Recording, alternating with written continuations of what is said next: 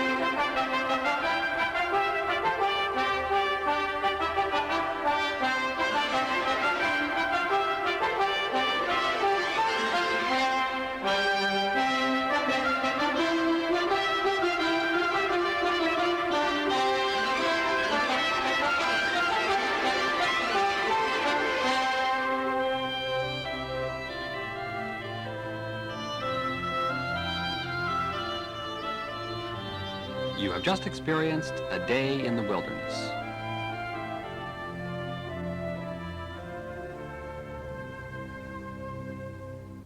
Wilderness, a word which stirs up feelings of adventure and images of natural beauty, and sometimes confusion as to what wilderness means and is. In the next few minutes, we'll be taking a look at exactly what wilderness means, how it can be used, and at some proposals for wilderness right here in our own Cherokee National Forest. Just what is wilderness, anyway? Writer Aldo Leopold called it a blank spot on the map. Bob Marshall, once Director of Recreation for the Forest Service, termed wilderness an area that cannot be crossed in a day. In the 1964 Wilderness Act, Congress defined wilderness as an area where the earth and its community of life are untrammeled by man, where man himself is a visitor who does not remain. Nice idea, but just why do we need wilderness? The American wilderness once stretched almost unbroken from the Atlantic to the Pacific. As the settlers pushed westward, they utilized the wilderness for the necessities of life: food, shelter, and fuel. Today, other generations of Americans are using the wilderness, but for different reasons. They are using it for recreation, to hike, to hunt, and to fish, or just to get away from it all. The wilderness is beneficial even to those who do not use it directly. Soil and water conservation are benefits for everyone. A wilderness area produces clean water free from siltation. The forested hillsides hold the soil and keep it from washing away. Another benefit which is often ignored is tourism.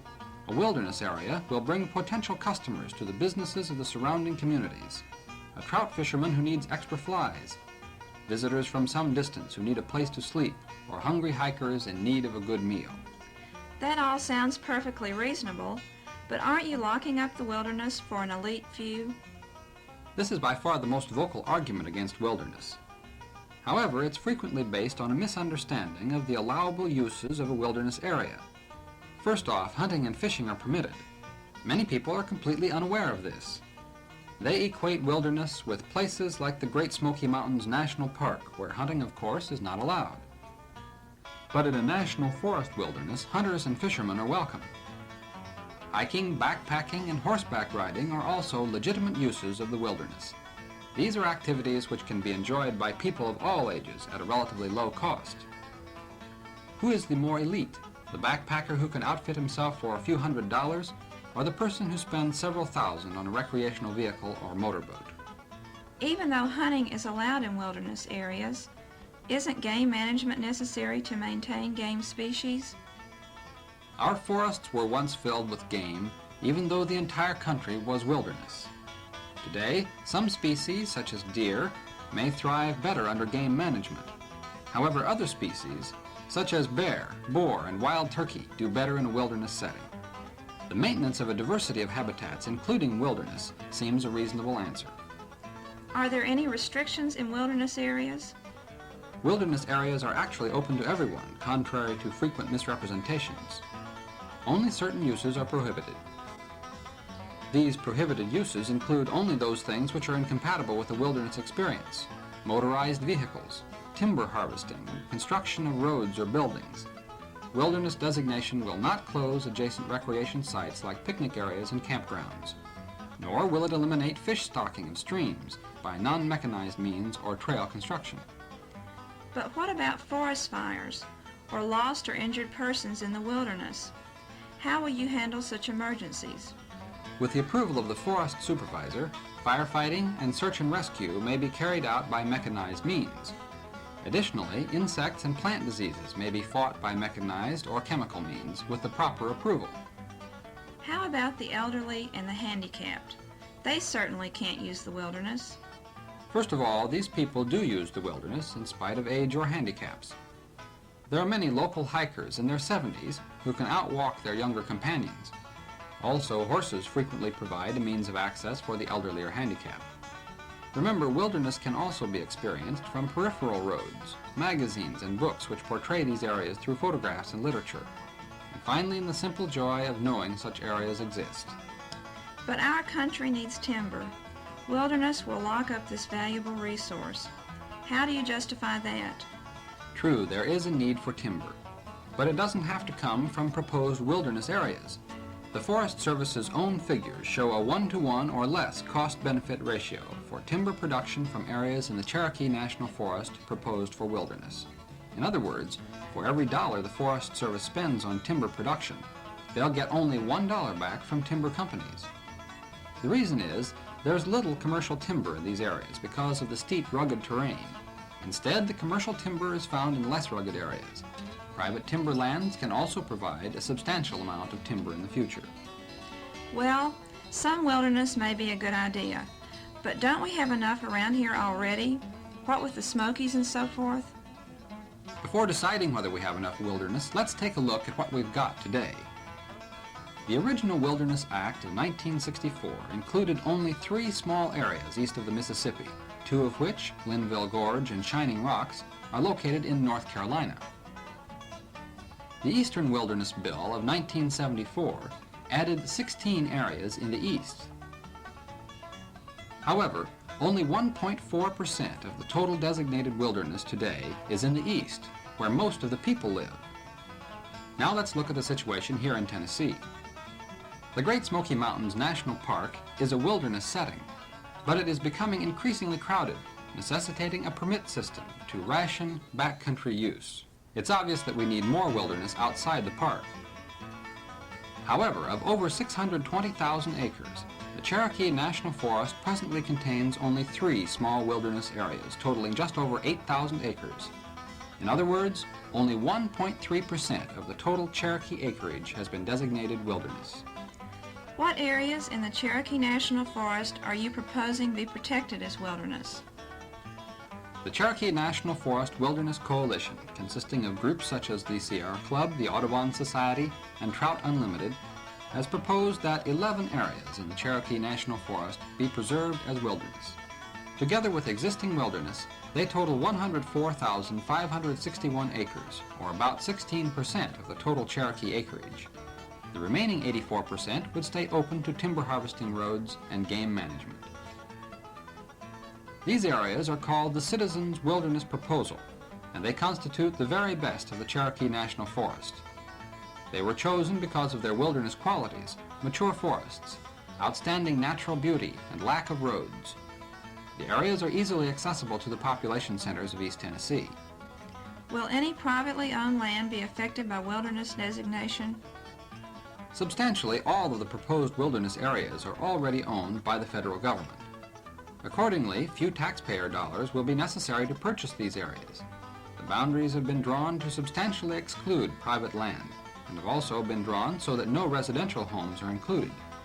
Outside of the wilderness boundaries, private land and its use will be completely unaffected by the wilderness designation. But how about roads? Won't wilderness mean a lot of roads in the Cherokee National Forest will have to be closed? Not really. Only a few rough roads suitable for four-wheel drive type vehicles, or in some instances trail bikes, will be affected. No roads suitable for the family car will be closed. How will these wilderness areas be created? Does the Forest Service do it? No, only the United States Congress can designate a wilderness area, and our local representatives and senators will have an important voice in that decision. Where are these areas located? Starting in the southern portion of the Cherokee National Forest are the heavily forested Big Frog Mountain and Little Frog Mountain areas. In the Tellico region, three areas, Citico Creek, Bald River Gorge, and Upper Bald River, are characterized by rugged, steep terrain and rushing waters. The Jennings Creek area near Greenville is noted for its excellent trout streams. Open balds and scenic vistas from portions of the Appalachian Trail characterize Rogers Ridge, Flint Mill, Unaka Mountain, and Big Laurel Branch in Upper East Tennessee. Finally, there is the Pond Mountain area near Hampton with its beautiful Laurel Fork Gorge. But words alone cannot describe the beauties of these areas. So let us show you what they have to offer.